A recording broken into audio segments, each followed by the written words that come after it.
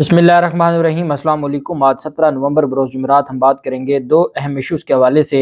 JIT ने काम शुरू कर दिया। इमरान खान पर कातलाना हमले की जो जेआईटी थी, जिसके ऊपर इमरान खान ने खुद आज इत्मीनान का इजहार किया है। जेआईटी और सीसीपीओ लाहौर गुलाम महमूद डोगर ने आज पहला बहुत बड़ा धचका पहुंचा दिया है उन तीन ताकतवर मुल्ज़मान को और वफाकी हुकूमत को, और साथ आज उस मुल्ज़िम को जो सिर्फ जिसका चेहरा सामने था उसको आज अदालत में पेश किया गया था और उसका जिस्मानी रिमांड भी मंजूर हुआ है। और अदालत ने आज पहला इमरान खान पर कातलाना हमले के खिलाफ जो केस था उसमें पहला फैसला भी जारी किया है। ये रिमांड के हवाले से भी और तफ्तीश के हवाले से भी उसकी तफसील भी मैं आपके साथ शेयर करूंगा। साथ में आपको बताऊंगा कि इमरान खान को कत्ल की धमकियां देने वाला राय कमर, जो मुस्लिम लीग नून का रहनुमा है, उसके का जो 10 रोज़ा जिस्मानी रिमांड है वो मुकम्मल होने के बाद आज उनको भी जुडिशल रिमांड पर जेल भेजा गया है। उसकी तफसील भी मैं आपके साथ शेयर करूंगा। पहले मैं आपको बताता चलूँ, इमरान खान की जानिब से आज लॉन्ग मार्च जो दीना पहुंच चुका है और बहुत बड़ी तादाद में आज लोग जमा थे। और मैं ये समझता हूँ कि जेहलम में और दीन जैसे जैसे रावलपिंडी के करीब जाता जा रहा है ये लॉन्ग मार्च, वैसे वैसे लॉन्ग मार्च में लोगों की जो तादाद है वो बढ़ती जा रही है। इमरान खान बैठे हैं अपने ज़मान पार्क में। यहाँ पर वो सुबह शाम रात दिन वो वहाँ पर बैठकर सियासी मुलाकातें कर रहे हैं। कल पाकिस्तान अवामी तहरीक का वफद गया हुआ था। इसी तरह जो उलमा कराम है वो जा रहे हैं। आज भी मशाइख उज़ाम गए हुए थे। इमरान खान वहाँ बैठकर अपनी जमात इस्लामी का वफद भी गया। बाकी जमातें जो हैं सियासी और मजहबी जमातें, वो इमरान खान के पास जाके अपनी जो इमरान खान के साथ खड़े होकर ये बावर करवा रही हैं कि वो इस चोर और मुसल्लत शुदा हुकूमत के साथ नहीं है, बल्कि वो उस जिहाद के साथ है जो इमरान खान हकीकी आज़ादी के लिए जो शुरू की गई है। इमरान खान की जानिब से आज ये कहा गया है कि पीडीएम की इत्तेहादी हुकूमत पर जो उनका मकसद था कि इनके केस ख़त्म हो और फिर ये अपोजिशन को ख़त्म करें। लॉन्ग मार्च के शुरा से इमरान खान ने खिताब करते हुए कहा कि कौम का 1100 अरब रुपए का नुकसान हो रहा है। उन्होंने मुल्क का दिवालिया निकाल दिया है। हमारे दौर में जो डिफ़ॉल्ट का रिस्क था वो बिल्कुल कम था, और डिफ़ॉल्ट का जो रिस्क था वो अब ज़्यादा हुआ है इस हुकूमत की वजह से। जो पीटीआई की हुकूमत के दौर में डिफ़ॉल्ट का रिस्क 5% था, अब वो 80% हो चुका है। उन्होंने कहा, मैंने पहले ही पेश गोई की थी कि इनसे मईशत नहीं संभलेगी। इमरान खान की जानिब से कहा गया कि मुझे खौफ है कि इन्होंने मुल्क से बाहर भाग जाना है। मुझ पर हमले की जिम्मेदारी इन पर है। ये लोग आर्मी एक्ट बदल रहे हैं। इनके मफादात और पाकिस्तान के मफादात में तजाद है। इनका मकसद था कि इनके केस खत्म हो और फिर ये अपोजिशन को ख़त्म करें। जिस तरफ मुल्क जा रहा है ये मुल्क से भाग जाएंगे। साबिक वज़ीर आज़म की जानिब से कहा गया कि इन सब मसाइल का एक ही हल है, साफ और शफाफ इलेक्शन। उन्होंने कहा, मुझे कत्ल करने की कोशिश इसलिए की क्योंकि इन्हें पता है कि ये पीटीआई का कुछ नहीं कर सकते। अगर पाकिस्तान को आगे बढ़ाना है तो इन लोगों को कानून के नीचे लाना होगा। घड़ी के मामले पर अमेरिका, बरतानिया और यूएई में मैं केस कर रहा हूं। मैं अब बाहर की अदालतों में इनको एक्सपोज करूंगा। उन्होंने कहा कि मैंने कहा था कि कौमी सलामती दांव पर लगेगी। ये आर्मी चीफ भी वो लेकर आएंगे जो इनके एजेंडे पर चले, जो इन्हें तहफ़्फ़ुज़ दे। कौम अब इनको तस्लीम नहीं कर रही। इलेक्शन में इनको अवाम ने मुस्तरद कर दिया है। इनके सारे फैसले अपनी ज़ात के लिए होते हैं।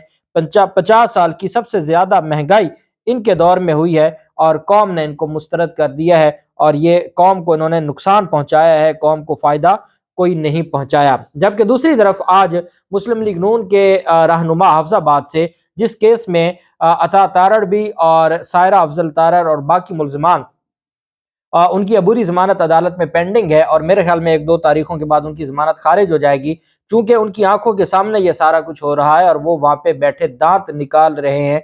जब राय कमर इस तरह की धमकियां दे रहा है कि मुझे इजाज़त दी जाए तो मैं इनको गोली मार दूं, और जिसने गोली मारी है मैं उसका मुकदमा लड़ूंगा, इस हद तक जो कह दे, उसके बाद जो शरीक मुल्ज़मान हैं उनकी ज़मानत नहीं बनती। हमारा कानून बड़ा वाज़ेह है, और मैंने आपको बताया है कि अल्टीमेटली जो अता तारड़ है वो एक बड़े मुकदमे में अंदर जाएगा और वो बिलाखिर पंजाब पुलिस के हत्थे चढ़ेगा।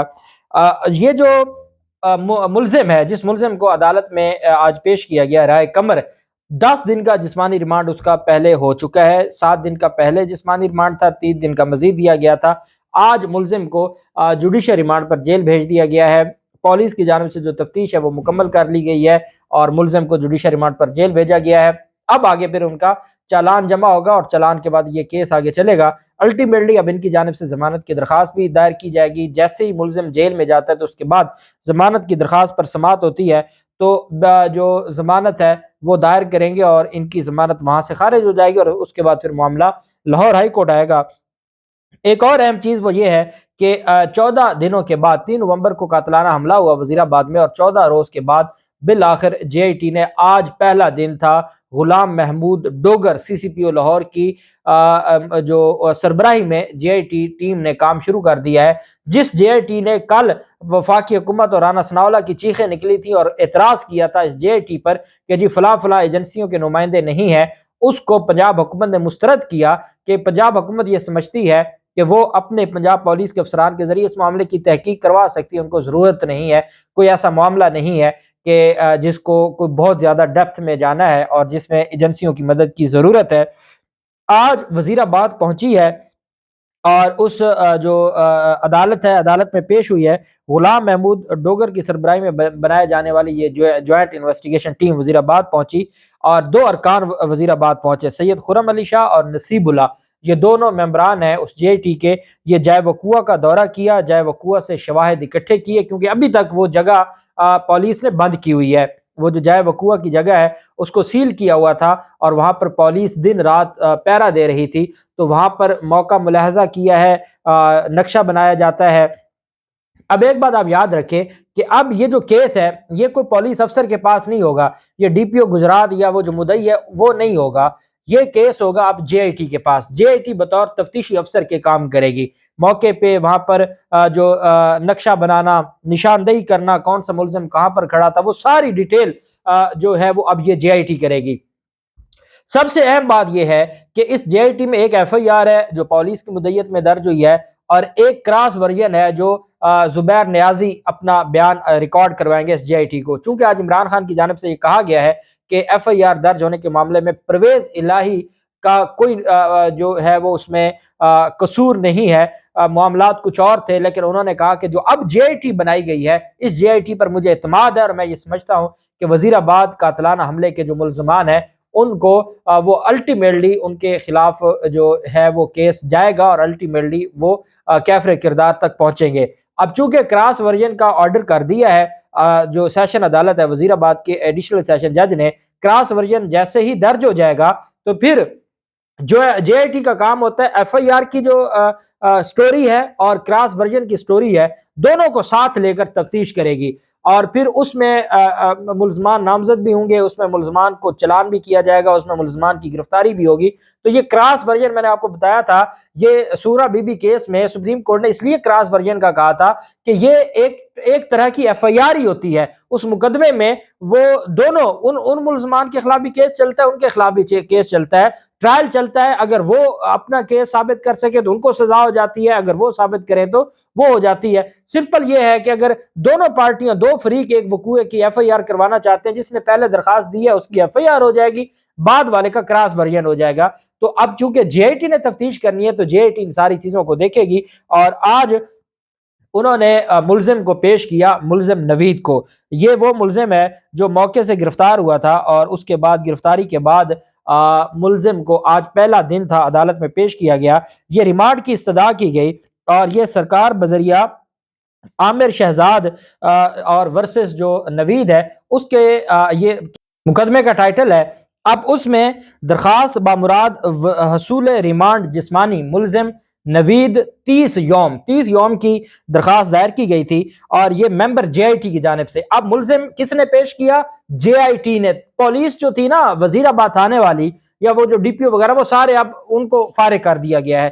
اب سارا کیس کون دیکھے گا؟ جے آئی ٹی دیکھے گی۔ جے آئی ٹی کی کسٹڈی میں وہ ملزم ہے، جے آئی ٹی نے آج عدالت میں پیش کیا ہے، جے آئی ٹی کے ممبر نے، اور انہوں نے عدالت سے نصیب اللہ جو ہیں انہوں نے عدالت سے 30 دن کے جسمانی ریمانڈ کی استدعا کی، جس پر عدالت کی جانب سے یہ کہا گیا کہ اکیوزڈ جو ملزم ہے اس کو آج عدالت کے سامنے پیش کیا گیا ہے اور accused submitted that he is in police custody for more than 10 days کہ وہ 10 دن سے ملزم جب عدالت کے سامنے پیش کیا جاتا ہے تو وہ عدالت کو بتاتا ہے جناب کہ میں اتنے دنوں سے مجھے انہوں نے رکھا ہوا ہے لیکن آپ کے سامنے پیش نہیں کیا، تو اس کے اوپر عدالت نے کہا کہ اس معاملے کو بھی جے آئی ٹی دیکھے، اور جے آئی ٹی کے جو ہیڈ ہے کنوینئر ہیں غلام محمود ڈوگر، وہ اس معاملے کو بھی دیکھیں کہ اتنے جو ڈیلے سے ملزم کو کیوں پیش کیا گیا۔ وہ ایک فارمیلٹی کے لیے ہوتا ہے، جب ملزم پیش ہوتا ہے وہ بتاتا ہے اور عدالت کہتی ہے اس کو بھی اپنی تفتیش میں رکھیں کہ ملزم کو وہ بتائیں گے جی کہ یہ حالات تھے، ایف آئی آر نہیں ہو رہی تھی، ایسے معاملات تھے، اتنا بڑا اوفینس تھا، اتنا بڑا وقوعہ تھا، عوام کا غم و غصہ تھا، عوام کی طرف سے ایک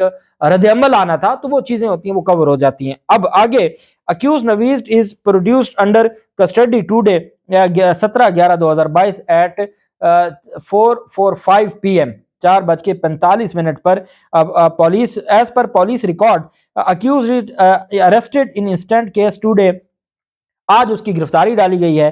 accused is found to be nominated in FIR number 691/2022 dated 7/11/2022 under section 302 324 440 and 780 police station city وزیر آباد۔ His person is required for further investigation and for recovery of weapon of offense as well as for collection of scientific evidence. Therefore request of the IO is accepted and 12 days 12 दिन का physical remand of accused is granted. Accused be produced in the court on 29/11/2022 کہ جی 29/11 کو اس کو عدالت کے سامنے پیش کیا جائے۔ اور یہ جج صاحب ہیں جی Rana Zahid Iqbal Khan, district and session جج اینٹی ٹیررزم کورٹ گجرانوالا، انہوں نے یہ ریمانڈ دیا ہے ملزم کا 12 دن کا۔ اب جب نوید 12 دن میں جے آئی ٹی کی کسٹڈی میں ہوگا جسمانی ریمانڈ پر، نوید سے بھی تفتیش کریں گے، موقع ملاحظہ بھی کیا ہے، کراس ورژن بھی آ جائے گا، جو مضروب ہیں وہ بھی اپنے بیانات ریکارڈ کروائیں گے، عمران خان کا بیان بھی ریکارڈ ہوگا، تمام عمران خان کی جو سٹیٹمنٹ ہے، عمران خان کے پاس جو انفارمیشن ہے ان 3 طاقتور ملزمان کے حوالے سے وہ بھی اپنی دیں گے، وہ سارا کچھ ریکارڈ پہ آئے گا۔ یہ ساری ایویڈنس اکٹھی ہونے کے بعد پھر جو تفتیش کی رپورٹ ہے اس میں پھر گرفتاریاں بھی ہوں گی، اور پھر ان کو ضمانتیں بھی کروانی پڑیں گی، ان کو عدالتوں میں بھی جانا پڑے گا، اور پھر چلان میں ان ساروں کو پیش کیا جائے گا اور آگے کیس چلے گا۔ جب میں نے دیکھا کہ عمران خان سیٹسفائی ہے، اور عمران خان کو کیونکہ غلام محمود ڈوگر خوف ہے اس امپورٹڈ حکومت کو غلام محمود ڈوگر کے نام سے، اور جس غلام محمود ڈوگر کو یہ عہدے سے ہٹانا چاہتے تھے، اللہ کی شان ہے اب غلام محمود ڈوگر ان کو دہشت گردی کے مقدمے میں ان کے خلاف تفتیش کرے گا، اس وزیر داخلہ کے خلاف بھی اور اس وزیر اعظم کے خلاف بھی اور باقیوں کے خلاف بھی۔ تو اب جو آج سے 14 دن کے بعد آج پہلا دن ہے، غلام محمود ڈوگر نے تفتیش شروع کر دی ہے، جے آئی ٹی نے اپنا کام شروع کر دیا، اور انشاءاللہ جو اصل ملزمان ہیں وہ کیفر کردار تک پہنچیں گے۔ اللہ پاک پاکستان کا حامی و ناصر ہو۔ بہت شکریہ، اللہ حافظ، پاکستان زندہ باد۔